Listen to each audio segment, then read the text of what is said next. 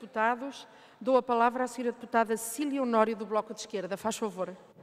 Muito obrigada, Sra. Presidente, Sra. Ministra da Justiça, Sra. Secretária de Estado, Sras. Deputadas e Srs. Deputados. Nós acompanhamos esta necessidade de trazer tranquilidade a este debate e de baixar o nível de irritação desnecessário do nosso ponto de vista. E recordar que nós estamos a discutir a solicitação à Assembleia da República de uma autorização legislativa para um decreto-lei sobre o novo Código de Procedimento Administrativo e ninguém está aqui a pôr em causa nem a necessidade de revisão deste Código, que tem mais de 20 anos, nem o mérito da Comissão que o fez, nem o mérito de muitas das suas propostas. O que se está aqui a pôr em causa é a necessidade desta Assembleia acompanhar este processo, invocando nomeadamente o exemplo passado. Não se vos pede mais do que isto. E neste sentido eu deixo apenas 3 breves notas. Em primeiro lugar, exatamente sobre o processo. Em segundo lugar, sobre as condições desta reforma. E em terceiro lugar, sobre alguns aspectos de conteúdo, pelo menos os que mais nos preocupam. E do nosso ponto de vista, se a reforma é profunda, e utilizo o adjetivo da própria iniciativa, o Parlamento não deveria ser utilizado como um eco das iniciativas do Parlamento, do Governo, peço desculpa.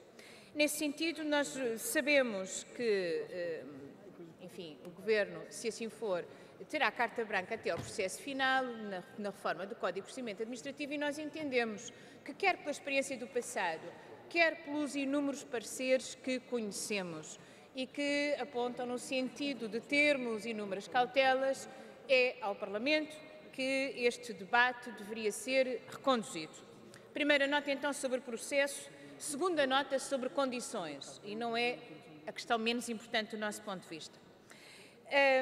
Nós temos, evidentemente, um enorme consenso em torno deste apelo a uma administração pública em nome do interesse público, com capacidade de resolução com justiça, segurança, celeridade, eficiência. É evidente que partilhamos todos estes princípios, nem podia ser de outra forma, e acompanhamos esta necessidade de um reforço da transparência na relação administração-cidadãos. A questão que nos colocamos é se esta grande pretensão sobrevive à primeira dúvida. E é se nós temos administração pública para este Código de Procedimento Administrativo. Ou seja, se com todos os cortes efetuados, com a falta de recursos humanos, com a falta de recursos técnicos e financeiros, se temos as condições necessárias para responder a esta enorme reviravolta que é o novo Código de Procedimento Administrativo.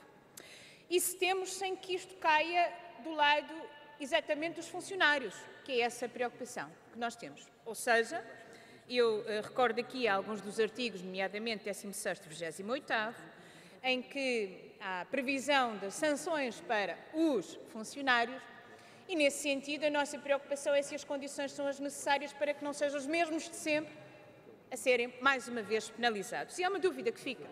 Por outro lado, outras questões mais sensíveis, a questão do tempo, a questão da formação necessária para todo este processo. Segunda nota, então, era sobre a nossa primeira dúvida, condições para a aplicação prática deste Código, condições no plano dos recursos humanos, técnicos, financeiros, tempo, formação. Terceira nota, muito breve, sobre alguns aspectos de conteúdo. Há aspectos francamente positivos, já aqui foram relevados alguns. Não vou insistir sobre esta questão da decisão conjunta dos pedidos, sobre este reforço do dever de fundamentação da administração pública. Agora, há questões muito sensíveis também que estão expressas nos diferentes pareceres que esta Casa não pode, de forma nenhuma, ignorar. Nomeadamente, a revogação de atos administrativos que são constitutivos de direitos válidos. Uma matéria muito sensível, que levanta dúvidas em inúmeras entidades, ou as consequências do dever de decidir por parte da administração pública, ou toda a ponderação que é preciso fazer sobre o predomínio do procedimento eletrónico, nomeadamente do balcão único eletrónico, quer no que diz respeito à necessidade de preservar a igualdade de acesso dos cidadãos, quer relativamente à necessidade de proteger nomeadamente os dados pessoais de terceiros, como é, aliás, recomendação da Comissão Nacional de Proteção de Dados. E neste sentido, porque há aqui questões francamente delicadas, porque nós temos inúmeros pareceres que respeitamos de inúmeras entidades, sublinhamos mais uma vez e apelamos à maioria e à Sra. Ministra da Justiça que não deixem que o Código de Procedimento Administrativo deixe de ser debatido onde deve ser, na procura dos consensos necessários.